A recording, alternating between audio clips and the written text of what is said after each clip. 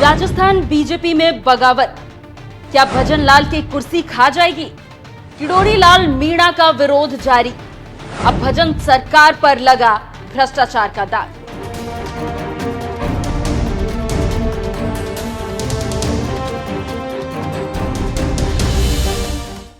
नमस्कार, news express देख रहे हैं आप। आपके साथ मैं हूं खुशबू राय। 2023 दिसंबर में 3 राज्यों का चुनाव हुआ तो बीजेपी ने सत्ता हासिल की, लेकिन मोदी शाह के मन में कुछ और ही चल रहा था। ऐसे में जब रिजल्ट आया तो मोदी शाह ने अपना पैंतरा चल दिया, जिसका नतीजा ये हुआ कि राजस्थान, छत्तीसगढ़ और मध्य प्रदेश के लिए नए नेता मिले और जो मोदी शाह को टक्कर दे सकते थे उन नेताओं को साइडलाइन कर दिया गया।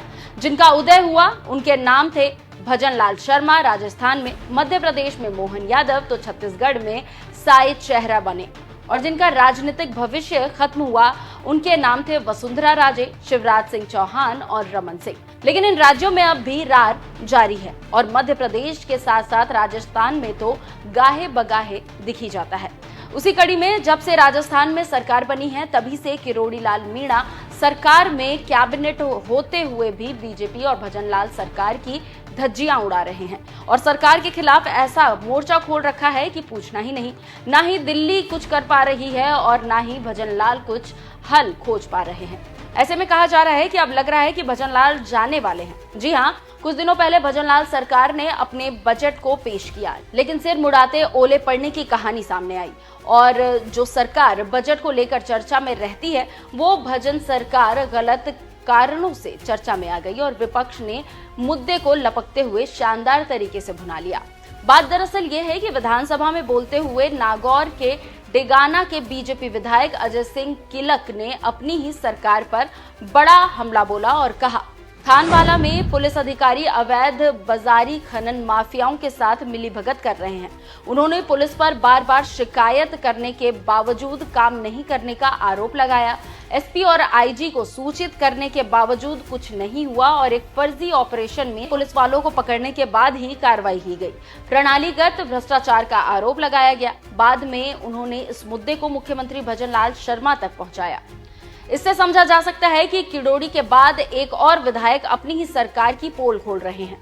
जानकारी आपको ये भी देते चले कि मुद्दे को लपकते हुए कांग्रेस ने बवाल काट दिया और मौके की नजाकत को देखते हुए सरकार की आलोचना की। फिर क्या था, सरकार एक्शन में आई और खोज करने के लिए निकल पड़ी। मामले की गंभीरता को देखते हुए शालावास जेल के जेलर को निलंबित कर दिया गया।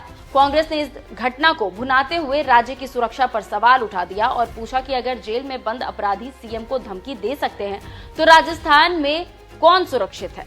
कांग्रेस के प्रदेश अध्यक्ष गोविंद सिंह डोटासरा ने आरोप लगाया। फिर क्या था, आरोप से स्पीकर वासुदेव देवनानी इतने आहत हो गए कि भावुक हो गए। सख्त आचरण नियमों की घोषणा करते हुए देवनानी ने आंसू भरे स्वर में कहा, अध्यक्ष के रूप में मेरी गरिमा को ठेस पहुंची है। उनकी भावनात्मक प्रतिक्रिया ने सदन को स्तब्ध कर दिया, जिससे सत्ता पक्ष और विपक्ष के बीच बढ़ते तनाव को रेखांकित किया गया। तो आप समझ सकते हैं कि कैसे बवाल मचा हुआ है और क्यों, और इन्हीं सब बातों से भजन सरकार हिली हुई है।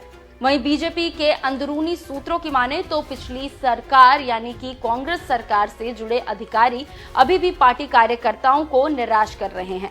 उसके अलावा सरकार और संगठन के बीच अंदरूनी कला और कमजोर समन्वय ने सीएम के अधिकार को खत्म कर दिया है। एक अन्य पूर्व मंत्री ने कहा कि मीणा के विद्रोह जैसी लगातार झड़पें शासन को कमजोर करती है और विपक्ष को बढ़ावा दे रही है। इससे आप ये भी समझ सकते हैं कि क्या हो रहा है। वहीं विश्लेषकों की माने तो नए को अगर 1 साल मौका मिल जाता है तो उसे नया नहीं कहते। अभी तक भजन लाल अपनी समस्याओं का समाधान ही नहीं कर पाए हैं। देखना होगा कि आगे क्या होता है और क्या भजन लाल की कुर्सी बचती है या चली जाती है।